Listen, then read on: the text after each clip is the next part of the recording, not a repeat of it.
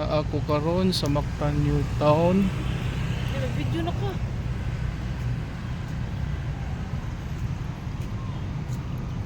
Nindot man day ang area diri guys.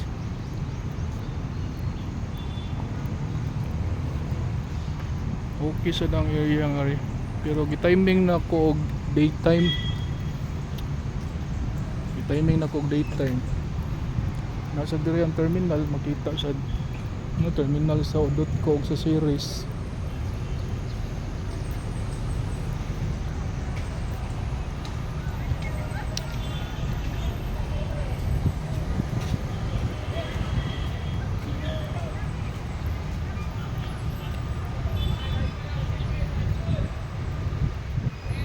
Okay sad no, ang entrance nila sa tao then sa sakyanan no, properly implemented sad. So at least kung makakita ka diri, makasuroy ka no, during daytime, yan yung itsura sa entrance. Then in the middle nakita nimo ang pangalan sa New Town, din na sila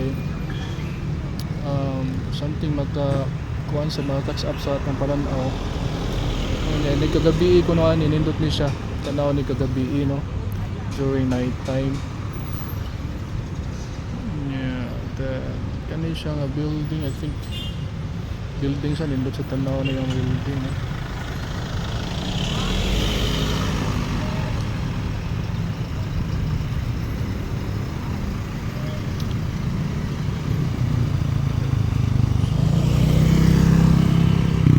Rotunda magud ang design sad no, so ayos pod tanawon.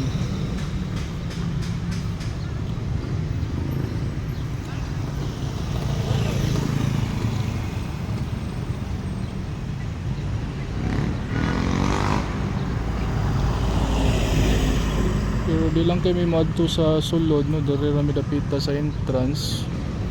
So next time amo ning timingon nga naasad sa night time para at least makita po ang view kung unsa ang kanang gininduton gyud tanawon basta night time diri in Mactan New Town. At the first time nindot gyud no, impressive sad.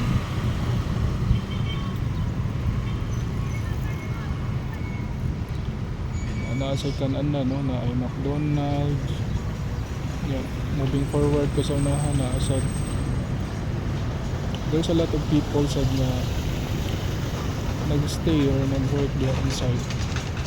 And then regarding transportation, di sad ka maglisod kay na terminal no, nasa kilid series og udot ko.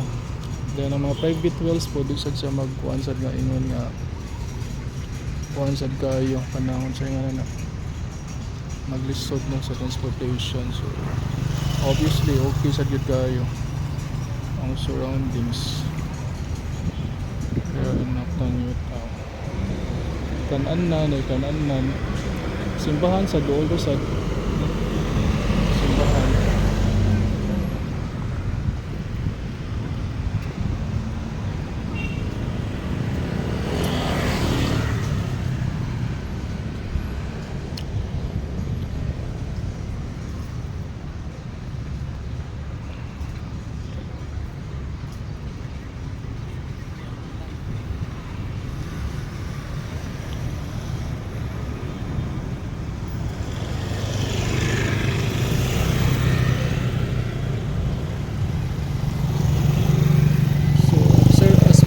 Observation di sa dagayingon nga traffic inside no? Ang flow sad sa sakyanan okay raman sad no, motorcycle, four wheels, yeah, moving sa mga tao di sad kay daghan.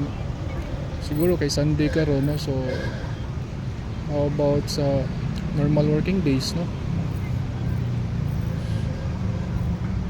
di timing na sad na mong Sunday kay para na any time sad actually trabaho man gud ta no, kaya tagan na ito sila oras. Okay, so dire lang siguro ko kuto guys no. See you next time. Timingon sa namo night time na sad. Daghang salamat.